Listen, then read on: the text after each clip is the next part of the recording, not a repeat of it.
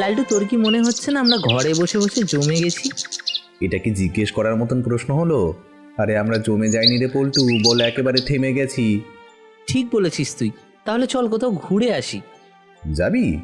চল আমার মাসিমার বাড়িতে ঘুরে আসি। গ্রামটা তো বেশ ভালো, ওখানে গেলে না হেব্বি শান্তি লাগে। তাই নাকি? তাহলে কাল ভোরবেলায় বেরিয়ে পড়ি। হ্যাঁ, তাই ভালো।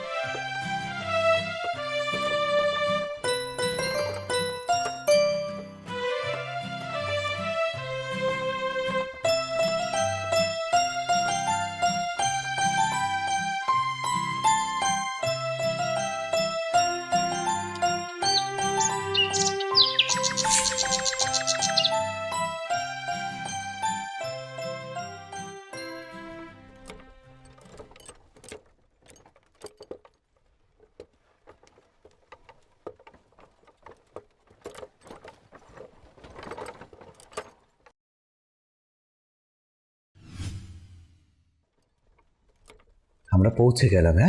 হ্যাঁ, কত শান্তি। শান্তি? কিছু বেশি মনে হচ্ছে না? মানে আমাদের চারপাশে একবার তাকা, কোথাও কেউ নেই।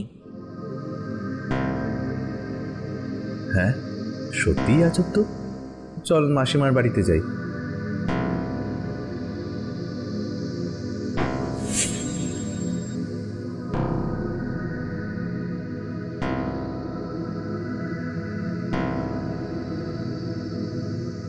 বাবা লালটু, বাড়িতে সবাই ভালো আছে তো?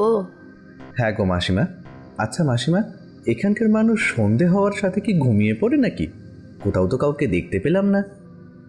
আর কি বলবো বাবা, এই গ্রাম এখন আর আগের মতো নেই। চারিদিকে শোকের অন্ধকার। সেই বাঘিনীর আতঙ্কে সব শেষ হয়ে যাচ্ছে, সব। মাসিমা, আপনি আপনি ঠিক কি বলতে চাইছেন? আমরা তো কিছুই বুঝতে পারছি না। গত 1.5 মাস ধরে এক বাঘিনী এই গ্রামে এসে একের পর এক সদ্যজাত শিশুদের নিয়ে যাচ্ছে। কিন্তু মাসিমা, আপনারা সবাই মিলে ওই বাঘিনীকে তাড়ানোর কোনো ব্যবস্থা করেননি? না বাবা, কেউ সাহস করেনি। ও যে বড় ভয়ঙ্কর। তা তোমরা তো অনেক জায়গায় ঘোরাফেরা করেছো, এই ব্যাপারে কিছু করতে পারবে বাবা? আমরা? ঠিক আছে মাসিমা, দেখি কি করতে পারি আমরা। কিরে পল্টু? হ্যাঁ হ্যাঁ, সে যতই ভয়ঙ্করই হোক না কেন, আমরা এর সমাধান ঠিক খুঁজে বের করব। ঠিক আছে, আমি তোমাদের খাবার বেড়ে দিচ্ছি, তোমরা খেয়ে শুয়ে পড়ো। কাল সকালে না হয় আমরা গ্রামের লোকের সাথে এই ব্যাপারে কথা বলবো। ঠিক আছে মাসিমা।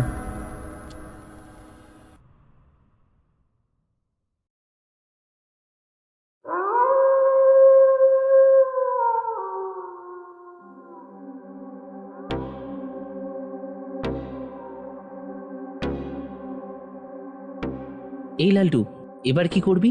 তুই মাসিমাকে যে বললি আমরা আছি, ও সব চক্করে আমি নেই। আমি বিড়াল থেকে খুব ভয় পাই, আবার আমাকে জিজ্ঞেস করছিস? আরে আমি তো এমনি জিজ্ঞেস করছিলাম। আর তুইও তেমনই। হ্যাঁ, সঙ্গে সঙ্গে বলে ফেললি সে যতই ভয়ঙ্করই হোক না কেন আমরা এর সমাধান খুঁজে বের করব। কি দরকার ছিল বলার? হ্যাঁ, আরে আমরা তো সত্যিকারের বাঘিনীকে ধরতে যাচ্ছি না, তাই এটা নিয়ে ভেবে লাভ নেই। তার চেয়ে বরং এখান থেকে কিভাবে কেটে পড়া যায় সেটা নিয়ে ভাব, নাহলে কিন্তু কপালে খুব দুঃখ আছে। কিন্তু মাসিমা? আরে বাবা, প্রাণে আগে বাঁচবি, তারপরে তো মাসিমা। ঠিক বলেছিস। তাহলে চল ভোরবেলায় এখান থেকে পালিয়ে যাই। হ্যাঁ, সেই ভালো।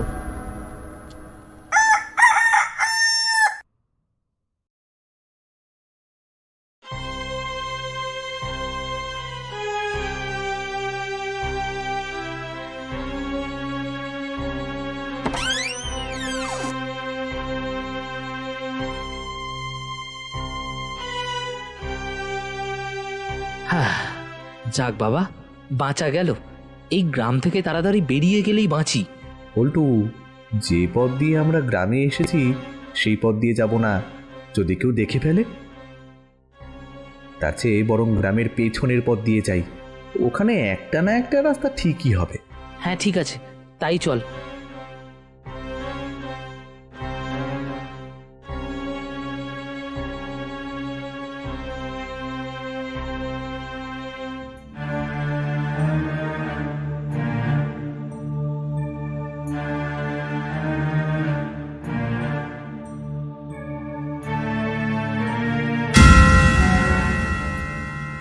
এ কি রে লালটু, এখানে জঙ্গল আছে, কোনো রাস্তাই তো দেখতে পাচ্ছি না। হ্যাঁ, সেটাই তো দেখছি। আমার মনে হয় না এই জঙ্গলের ভেতরে রাস্তা হতে পারে, বুঝলি। কি জানি বাবা, বাঘিনীর হাত থেকে বাঁচার চেষ্টায় বাঘিনীর ফাঁদে পড়ে না যাই। আরে ধুর, অত ভয় পেলে হয় নাকি?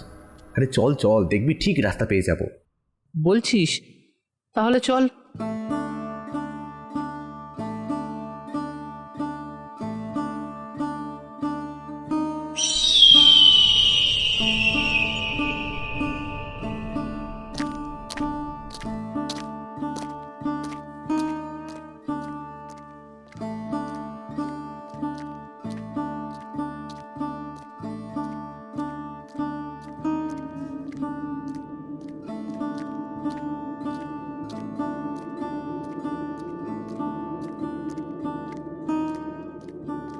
উফ বাবা, সকাল থেকে হেঁটে হেঁটে দুপুর হয়ে গেল, কিন্তু রাস্তা আর পেলাম না। হ্যাঁ রে, কোন দিকে যে যাই কিছুই তো বুঝতে পারছি না। লালটু, আমরা রাস্তা হারিয়ে যাইনি তো? হায় ভগবান, শেষমেশ সেই ছিল কপালে। এবার কি করবি? কি করবি?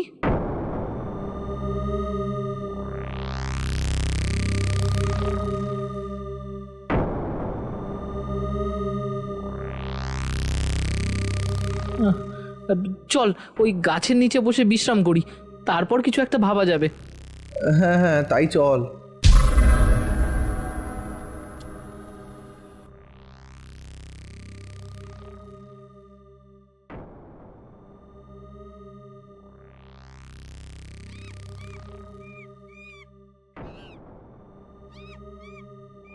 এই পল্টু, কে যেন কাঁদছে রে। এই লালটু, এই লালটু, কোনো ভূত টুত নয় তো?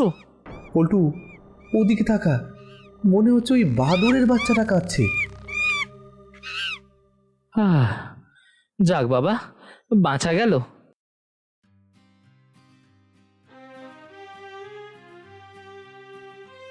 বাবা, এর পায়ে চোট লেগেছে, মনে হচ্ছে গাছ থেকে পড়ে গেছে। হ্যাঁ, এই লালটু, গাছের দিকে তাকা, ওটা মনে হয় এর মা। দেখ কেমন অসহায় চোখে তাকিয়ে আছে।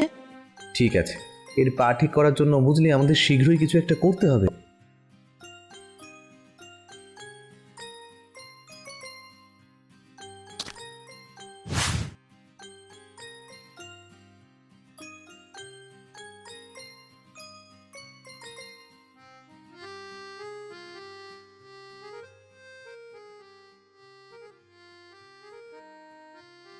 এবার আমাদেরও যাওয়া উচিত, বুঝলি, যদি একটু এগিয়ে রাস্তা পাওয়া যায়।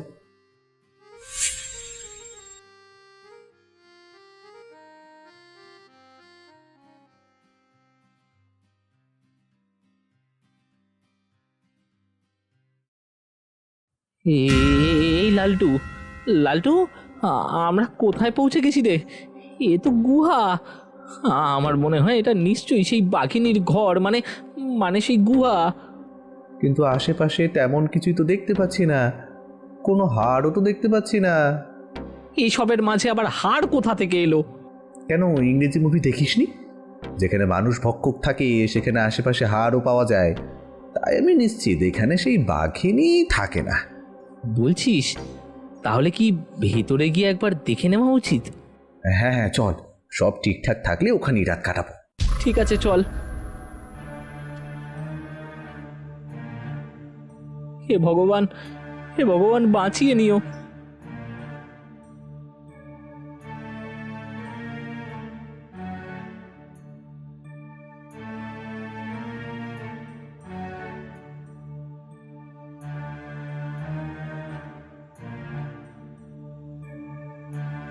তুই ঠিকই বলেছিস, এটা বাঘিনীর ঘর নয়, নইলে এত পরিষ্কার থাকে? তবে দেখতে হবে না কথাটা কে বলেছে। হ্যাঁ, ও রে বাবা, এটা এটা কিসের শব্দ? বোধ হয় আমরা ভুল জায়গায় চলে এসেছি রে। মানে বাঘিনীর ফাঁদে? এই মরেছি রে লালটু, এবার কি হবে? আর কি হবে, পালা।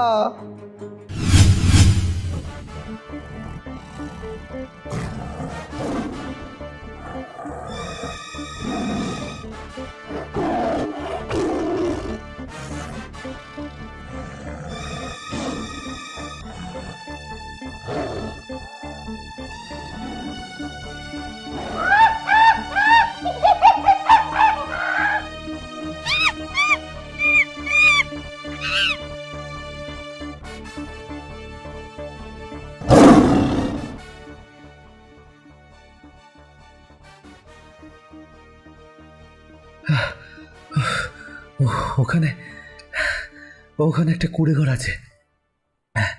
ওখানে গেলে ওখানে গেলে নিশ্চয়ই সাহায্য পাওয়া যাবে। দাঁড়া দাঁড়া দাঁড়া, আর ছ্যাবলামি না করে আমাদের একটু বুদ্ধি খাটিয়ে কাজ করতে হবে। মানে? মানে ভিতরে যাওয়ার আগে যদি আমরা জানলা দিয়ে ভিতরে উঁকি টুকি মেরে দেখি তাহলে? হ্যাঁ, মন্দ বলিসনি, চল চল।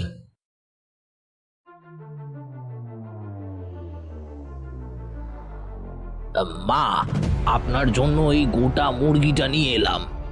বাহ, বেশ ভালো, এটাকে আমি চিবিয়ে চিবিয়ে খাবো। মা, আপনার এই অবস্থা আর দেখতে পাচ্ছি না। আর কতদিন আপনি এইভাবে ঘরে বন্দি হয়ে থাকবেন? এই দেখেছিস, এই পালানাগুলোতে 6টি সদ্যজাত শিশু রয়েছে, আর শুধুমাত্র একটা দরকার, সেটা ওই বাঘিনী আজ রাতেই আমায় এনে দেবে। তারপর তারপর সব কটাকে একসাথে বলি দিয়ে আমি আমি অভিশাপ থেকে মুক্তি পেয়ে যাব আর নিজের হারানো শক্তি ফিরে পাবো। কিন্তু তার আগে এই কুঁড়ে ঘর ছেড়ে বেরোতে পারবো না, বের হলেই মৃত্যু। দেখি রে, পল্টু বাচ্চাগুলো বাঘিনী খায়নি, বাচ্চাগুলো ডাইনির কাছে রয়েছে। হ্যাঁ, তাহলে এবার? এতদূর যখন এসেছি তখন কিছু একটা তো করতেই হবে। ডাইনি ঘর থেকে বের হলেই মারা যাবে। যদি ওকে কোনো রকমে বের করতে পারি। কি, তোর কি মাথা খারাপ হয়ে গেছে? ওই মুরগিটার মতো ডাইনি তোকে চিবিয়ে চিবিয়ে খেয়ে নেবে। তার চেয়ে বরং যদি এই ঘরটা ভাঙা যেত। কি ভাঙা যেত? কি ভাবছিস তুই? তুই দাঁড়া, আমি এক্ষুনি আসছি।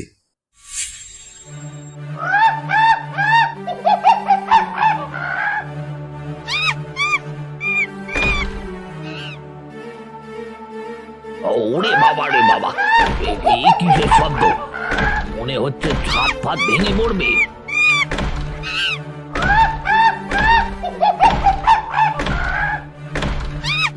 কি সর্বনাশের কাণ্ড! যা যা গিয়ে দেখ। আমি আমি আর এসবের মধ্যে নেই, আমি আর এসবের মধ্যে নেই।